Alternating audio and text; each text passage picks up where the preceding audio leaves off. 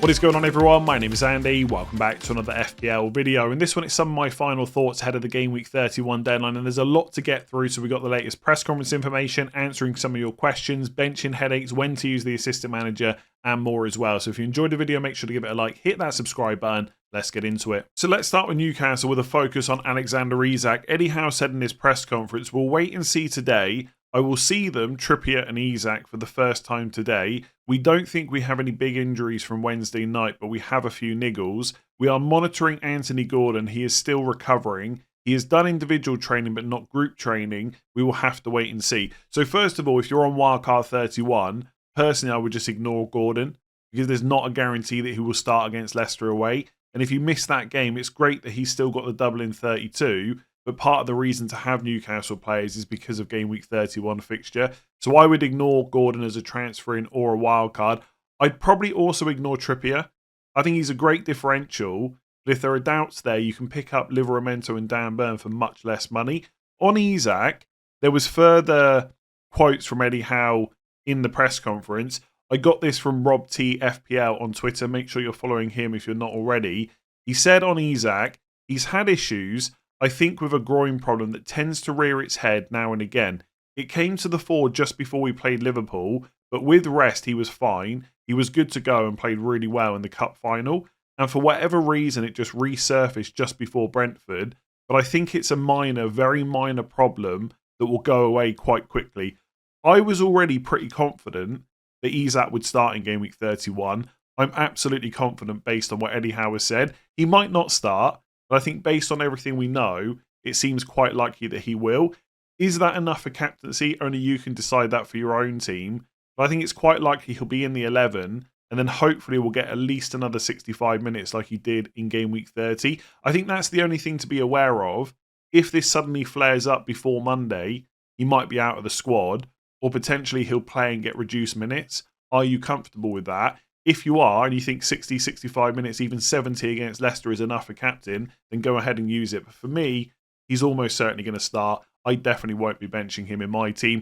And if I was on wildcard for 31, I would include Isak. So on Justin Kluivert, Iraola said it's going to be difficult for him to feature against West Ham. He's not been ruled out, but Bournemouth will have to see if he will make the bench. So it seems at this point very unlikely that Kluivert will start in Game Week 31. I probably wouldn't be including him on wildcards right now. If you own him, I stand by what I said yesterday. If you've got 7 other good attackers that you can play and you can just bench Kluivert, that seems worth doing because he could absolutely be back for Game Week 32. He's great value and on penalties, and the fixtures are pretty good despite Bournemouth not having a double game week. If you want to sell in, there's plenty of options you can go to. I like Jacob Murphy, a Palace midfielder, something like that. But it does look likely the best case scenario is that he's going to be on the bench. So I probably wouldn't have him in the 11 unless you absolutely have to. And for anyone out there that's thinking of benching someone like Evan Nielsen, for example, if Kluivert's out, hopefully he's next in line for penalties. And obviously that boosts him a little bit for Game Week 31 as well. So I'm sure everyone's already seen this by now, but just to confirm that Gabriel has been ruled out for the season, Arsenal put up an article on their website. It said, further to being substituted during our match against Fulham on Tuesday, we confirm that Gabriel has sustained a hamstring injury which requires surgery. He'll undergo a surgical repair procedure to his hamstring in the coming days and immediately begin his recovery and rehabilitation program with the aim to be ready for the start of next season. So he's definitely someone you're going to have to use a transfer on. Doesn't have to be this week if you've got 3 other good defenders that you can play instead. But for those of you especially looking to bench boost soon, you're going to have to move him on. And it's too much money just to leave on the bench. I think going to Saliba is probably the best option for most people. We'll talk about other Arsenal defenders later on. But Vardiol, for example, you could go to a Villa defender, Liverpool one, Bournemouth potentially. There's lots of options out there. But Gabriel is going to have to be sold sooner rather than later. As always, there's a £50 Amazon voucher up for grabs if you join the Let's Talk FPL League over on Sleeper, which is completely free to do. You can use the link in the description below or scan the QR code on screen. You just need to make your predictions for whether it's going to be a home win, an away win, or a draw for each match in Game Week 31. Whoever gets the most amount of predictions correct will win that voucher. If it's a tie for the same number of correct predictions by more than one person, then I'll do a random draw on the next deadline stream to determine the winner. I'm just going to go through my picks right now. So despite the Gabriel injury, I'm going to go for an Arsenal away win. I think with Saka back, that will be a massive boost to their attack. I'm going to go for Palace to win at home to Brighton. And I'm going to go for Ipswich to beat Wolves, actually. They got a good result against Bournemouth. Maybe they can carry it into this game as well. West Ham, Bournemouth. Bournemouth not won since game week 25. I'm going to go for a draw. I think Graham Potter, assistant manager, might not be that bad this week. Villa to beat Nottingham Forest. I'm going to go for a Brentford win against Chelsea, even though I'm considering captaining Cole Palmer. Liverpool away to Fulham is going to be a tough match. I'm going to go for a draw there. I'm going to go for Spurs to beat Southampton, Man United to beat Man City. I've got to do that. And Newcastle versus Leicester. That is how easy it is to pick up and play. So make sure you scan that QR code on screen or use the link in the description below. Join the Let's Talk FPL League and have a shot at winning that voucher. So let's go through some benching headaches for this week. Right at the top of the list, I've got Mateta. I think there is a chance that he could get subbed early again, but I think he will start. It's a home game against Brighton. He's on penalties. I don't think many teams should be looking to bench him this week. I've gone for Jacob Murphy against Leicester away above both Eze and Sarr. One of the reasons for that is the fixture. But also with doubts around Gordon, Murphy's almost certainly going to start and his minutes should be pretty good. For what it's worth, I think even when Gordon is back and fully fit and available, Murphy will continue playing right wing as he has done for most of this season. But with Gordon out, it just cements his minutes a bit more. So the only reason I've gone for Murphy above Eze and Sarr is because of that and because of the fixture. So Eze above Sarr just because he's slightly more of a differential. If you want to play Sarr instead, you absolutely should. Then Marmoush against Man United away. If that was Haaland, obviously he'd be much higher up the list. But I don't think we can quite put Marmoush in that same category for now. But he's a brilliant option at the moment, hopefully on penalties as well. Then I've gone for Bowen against Bournemouth at home, Mbeumo against Chelsea at home, then Foden against Man United away. Now I am pretty confident that Foden will start this week against Man United. But I guess there are still some doubts on my mind. Whereas I know Mbeumo and Bowen both will. And they could both be on penalties as well. We know Mbeumo is, but Bowen should be too if Paquetá's not on the pitch. So that's why Foden is so far down the list. If you are absolutely confident that Foden's going to play 80 minutes against Man United, you could maybe bump him up the list. But actually, I'm not sure I would, even if I could guarantee that he would start. Because Bowen and Mbeumo have those penalties. They're both at home as well. So I'm going to leave Foden where he is, no matter whether I think he starts or not. Then Rodgers against Forest at home. Then Alanga against Villa away. That's just a home and away thing. And then for the defenders, Munoz right at the top against Brighton at home just because of how attacking he is. Then Saliba. I still rate Arsenal defence even without Gabriel. Then Konsa ahead of Vardiol just because of the Forest at home fixture versus Man United away. I know Man United haven't been great, but they always seem to find a way to score against Man City. So that's why I've got Vardiol below. And then Kirkes against West Ham away. So if you're activating your assistant manager chip this week, who should you be using it on? I've got this great graphic from Rob T FPL. This is the second time I've mentioned him in this video, so please make sure you're following him on Twitter and Blue Sky. He puts out lots of great graphics every single week for FPL. This is basically the manager projections in terms of points based on the bookies odds. So the top three are Graham Potter against Bournemouth at home, Thomas Frank against Chelsea at home, and Ruben Amorim against Man City at home. Man United have not been great this season. I think we can all agree on that. But they do often find a way in these type of games to get a draw or a win. So I wouldn't completely write him off. Graham Potter versus Bournemouth, again, maybe sounds underwhelming, but Bournemouth haven't won a game since game week 25. And Thomas Frank is absolutely capable of getting a result against Chelsea. So those three options really good. Postecoglou's fourth. Mostly because it's Southampton, so they're expecting lots of goals in that game. And I do think Postecoglou will win, but I don't see anyone activating the chip on Postecoglou and just leaving it on him for the next 2 or 3 weeks. So you're probably going to want to use a transfer. Therefore, I would probably just go for one of the top 3 managers who has table bonus potential. And then you could go for Eddie Howe against Leicester away straight into the double next week against Man United and Palace at home. Personally, I would probably take one of the table bonus managers this week and then use a transfer later on.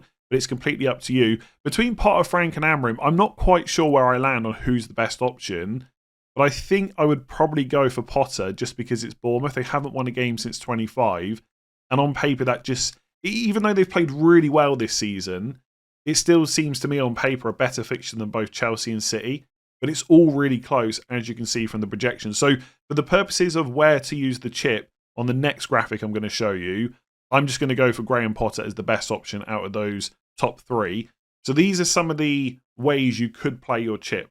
So you could activate this week on Graham Potter versus Bournemouth at home and then use a transfer to go back-to-back double game weeks for Glasner. So you'd have Potter versus Bournemouth at home this week, Glasner versus City away and Newcastle away in 32. and then Glasgow versus Bournemouth at home and Arsenal away in game week 33. A few table bonus games in there as well, although obviously the table can change as we go week to week. Or you could go for Eddie Howe against Leicester away this week, then have him for the double next week against Man United at home and Palace at home, and then switch to a different manager in game week 33. Maybe someone like Arteta versus Ipswich away and Palace at home, but obviously you can decide that down the line.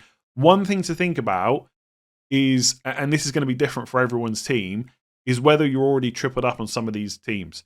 So like Palace players, there's loads of good options. You might not have space. I wouldn't sell a Palace player to get Glasner. If you haven't got 3 Newcastle, I would just go to Eddie Howe instead.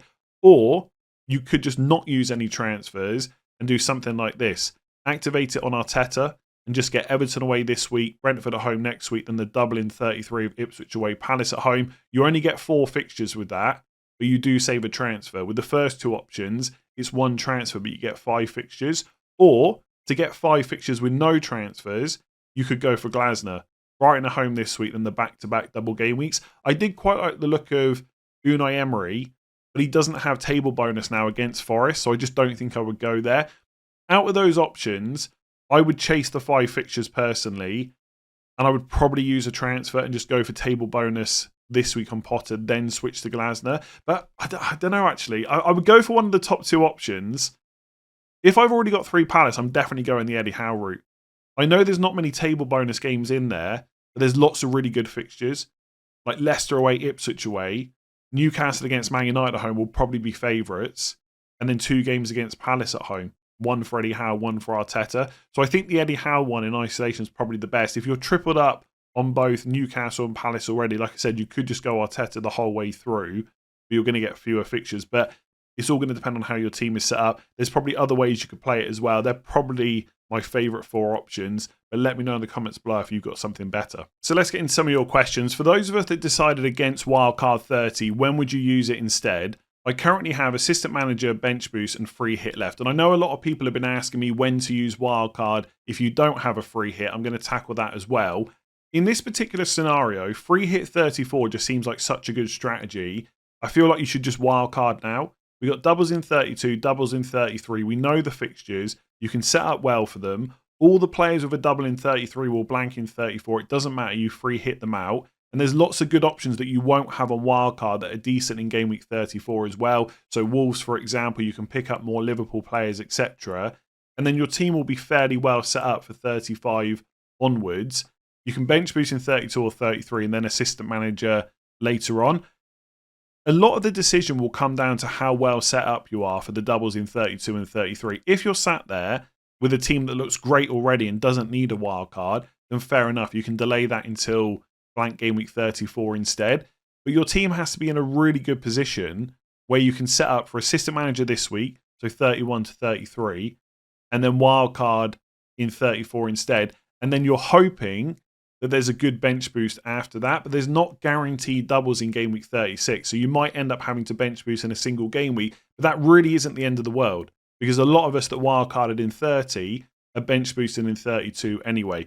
So if your team doesn't look great for the doubles and you've got a free hit, I think you wildcard this week, you bench boost in 33 most likely, you free hit in 34, and you just use your assistant manager before the season ends.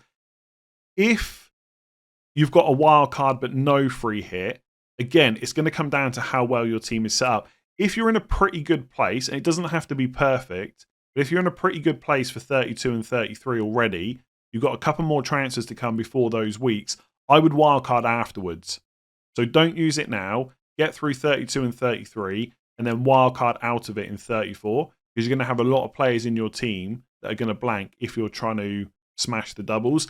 If your team just looks awful for the next couple of weeks, I would wildcard now. The only thing I would do is probably not remove I wouldn't have so many double game week players in my team. So for example, I've used this a lot. Newcastle don't double in 33, but they do play Ipswich at home in 34. So those of us on a strategy of wildcard 30, free hit 34, we might sell 1 or 2 Newcastle players in 33 because they don't have a double. But it doesn't matter that they play Ipswich in 34 because we can just free hit them back in. There's not a one-size-fits-all approach here.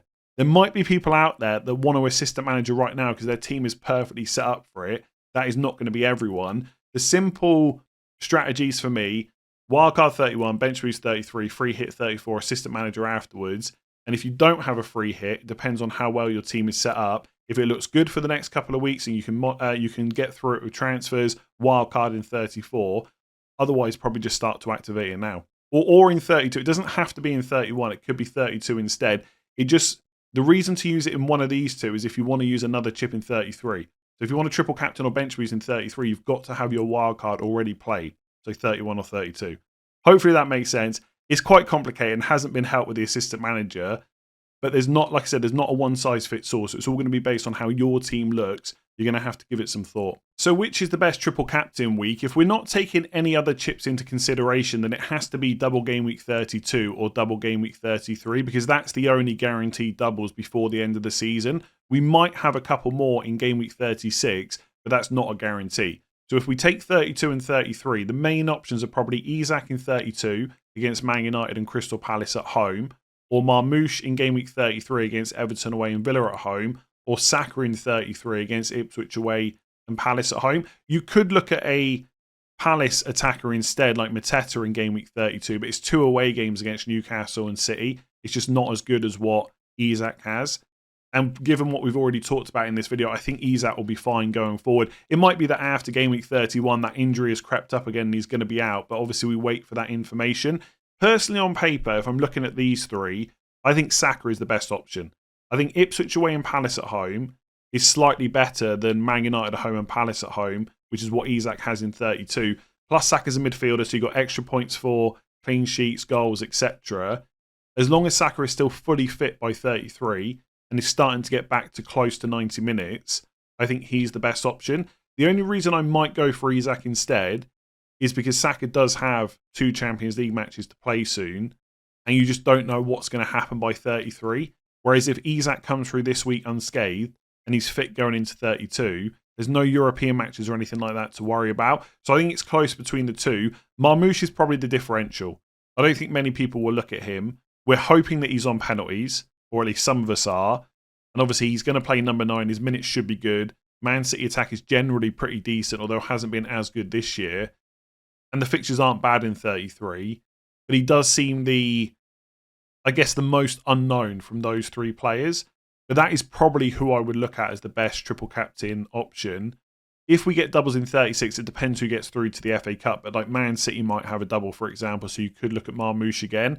But I think without any other chips being considered, it's probably Saka on paper. But Isak might be a little bit safer. So is Kiwior an option at Arsenal? Going with him instead of Saliba enables Palmer, Bruno, Salah and the Holy Trinity in attack. Now, for what it's worth, I think Bruno is a pretty decent all-round FPL pick, but I don't think there's a massive worry about having to have him in your team right now. There's no doubles on the horizon. The next couple of game weeks are not especially amazing or anything like that. So I wouldn't do anything to your team that weakens it just to have Bruno. I think he's a perfectly fine pick. If you want to keep him, great. But I wouldn't be looking at ways to get him into your side, if that makes sense.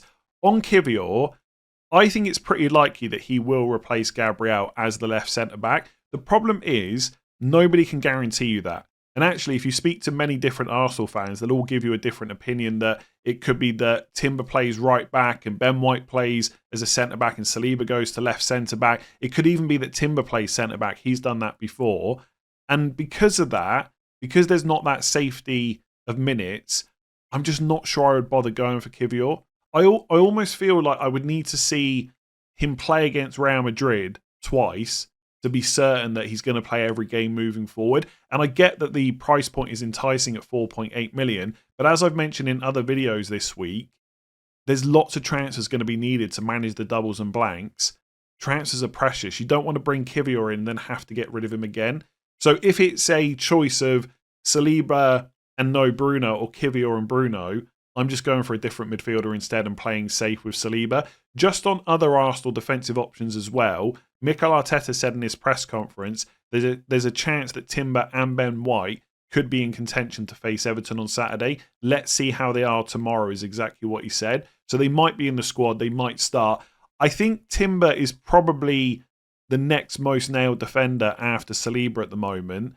And I think he can play right back. If Ben White plays right back, he could go and play left back. He can play centre back as well. So I think his minutes will be good. And actually, if we look at what he's played this season, he has played a lot. He doesn't miss many games. The last time he was missing out was game week 20 against Brighton, and he's played kind of 80 to 90 minutes pretty much every week. So at 5.6 million, I think he's a reasonable risk, but he's not guaranteed to start. Wrong screen. He's not guaranteed to start this week. And I still think for the extra money, Saliba is just safer. So I think if you're going Arsenal, try and find the money for Saliba. That seems the most obvious thing to do. So would you keep Palmer and switch to Saka in game week 33, or just go for Saka now? Now, if I was on Wildcard for game week 31, I would just start with Saka and save myself a transfer down the line. Saka has been out for a long time, so it's not an absolute guarantee that he will start against Everton. But if I was doing a predicted Arsenal lineup, I think he will start after minutes off the bench in game week 30. So I don't think there's too many concerns there. I think because we're closer now to game week 33 double, I would just save the transfer and start with Saka, even though I think Palmer could actually be better for the next 2 game weeks. If you've got Palmer in your squad already and you're thinking about when to switch to Saka, I would delay it until game week 33 if you can.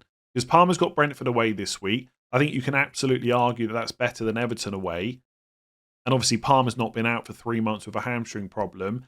And then in 32, Palmer's got Ipswich at home, whereas Saka's got Brentford at home. It could absolutely be the case that Saka outscores Palmer as he did in game week 30.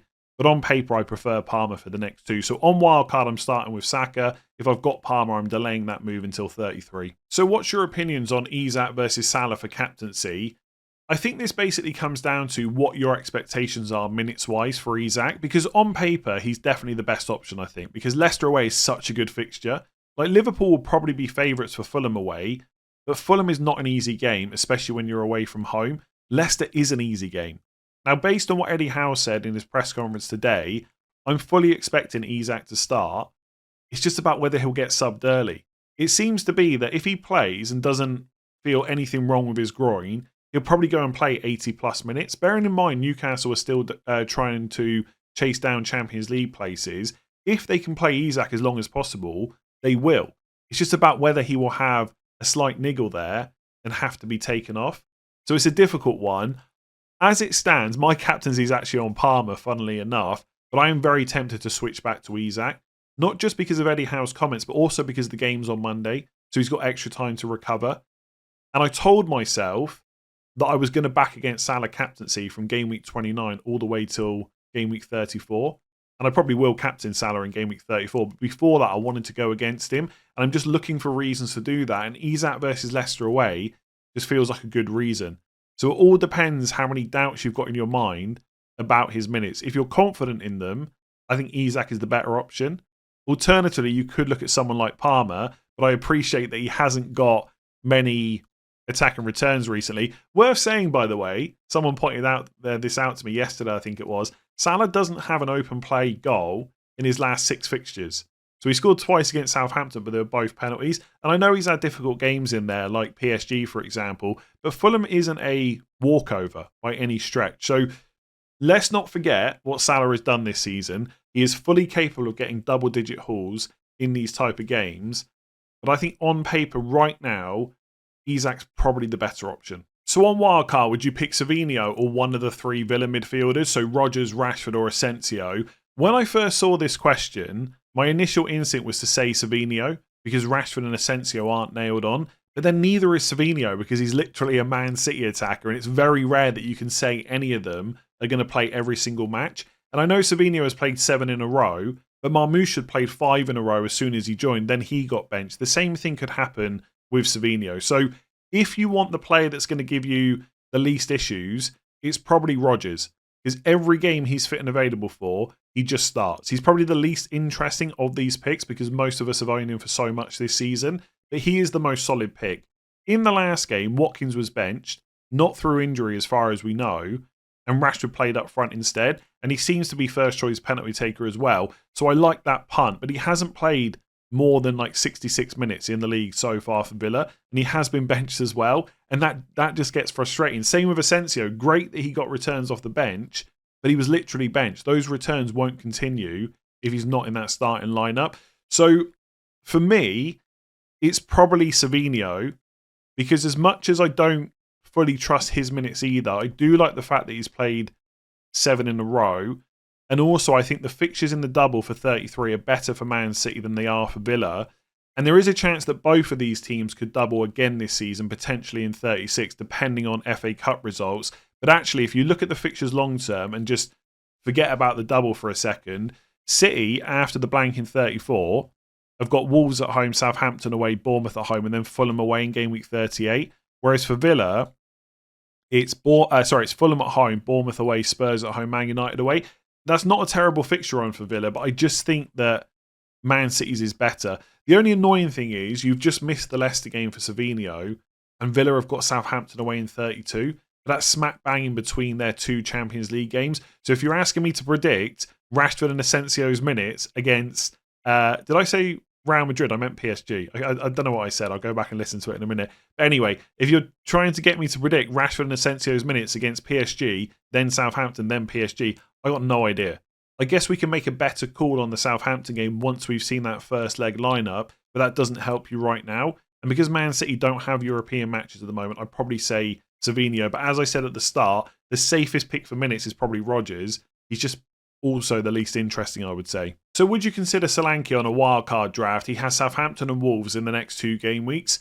Simple answer is no, probably not, because I think there's plenty of other good forwards that you can go for instead that have double game weeks coming up. I've got no doubts that Solanke could do very well this week against Southampton at home, but after that it's Wolves away, Forest at home, Liverpool away, next 3. And that's not terrible, but it's not as good as what Mateta has, or Isak has, or Marmoush has, or even Watkins has if he gets back in the team and is playing regularly. I just don't think Solanke is worth it for 7.3 million. It's not like he's massive value either. I'd probably rather go to a João Pedro or an Evan Nielsen and just use that money elsewhere. So I think for 1 week only, let's say if you were free hitting randomly in game week 31, which some of you might be doing, Solanke would probably be on it, right? Just because it's Southampton at home. But I think once you get past that fixture, you're probably not going to be all that happy about having him in your team. And also Spurs just don't seem in a great place right now. I think their focus is probably on Europe. Lots of the fans want Ange Postecoglou to go. And that shouldn't necessarily come into our thinking, but it's hard not to at least acknowledge it. So for me, I probably wouldn't be putting him on a wildcard draft unless you're wildcarding with like 4 or 5 transfers. And you can just put him in and sell him straight away in 32. But I suspect that not many people are in that position. So just very quickly on my team, because not much has changed since my team selection video earlier. I've got Raya in goal ahead of Martinez. I don't think there's much in it, but I'm just going to back the Arsenal defence over the Villa one. Back 3, Vardiol, Munoz and Livramento. Pretty happy with that. And Gabriel is 3rd on my bench. I'm almost certainly going to do Gabriel to Saliba, but I'm still leaning towards leaving that transfer until game week 32, because by that point Saliba would have played Everton and the first leg of the Real Madrid match, and if he gets injured, that would just be a massive blow, because I've got plenty of transfers already lined up for the Dublin 33. So I'm probably leaning towards not selling Gabriel this week, but I am fully aware that I'm probably going to lose some team value, and that could hurt long term. But I'm just going to take the risk. The captain's armband has been moved from Palmer to Isak because I'm pretty confident in his minutes based on what Eddie Howe has said in the press conference. I might switch back, but what I'm pretty certain I'm not going to do is switch to Salah. I know how good he's been, and he could absolutely get good returns against Fulham, and I know he'll be the most captain player this week, but I want to go against him where possible, and this feels like a good week to do it. I don't think Salah against Fulham away is miles better than Palmer against Brentford away, so if I get cold feet on Isak, I'm fairly sure I'm just going to switch back to Palmer rather than go to Salah. It might not work out, but I'm about 240k rank. I've got to take some risks somewhere. And this feels like one of those risks that's not taking a risk just for the sake of it. Like it's just a good move or a potentially good move. So that's what I'm going to do. And then my other players I'm playing Eze, Jacob Murphy, Evan Nielsen and Marmoush. And I've got Ismail Sarr on the bench, which I am absolutely not happy with whatsoever. But I think with the rest of the options, I've just got to do it. Like Eze could outscore him. Sarr could outscore any of Eze, Murphy, Evan Nielsen and Marmoush. Likewise, those 4 players could outscore Sarr. For me, it's pretty much a coin flip. I think with Kluivert doubts, Evan Nielsen's on penalties. As I said, Eze is a differential. Jacob Murphy's minutes should be good if Gordon's a doubt as well. And Marmoush, I just don't feel like I can bench Man City's number 9. So it's going to have to be Sarr, and I already hate it, but that's what I've done. If you enjoyed that video, make sure to give it a like, hit that subscribe button, make sure to join the Let's Talk FPL Pick'em League over on Sleeper. There's still prizes on offer every single week for the rest of the season. Links in the description below. Otherwise, I'll catch you tomorrow for the deadline stream.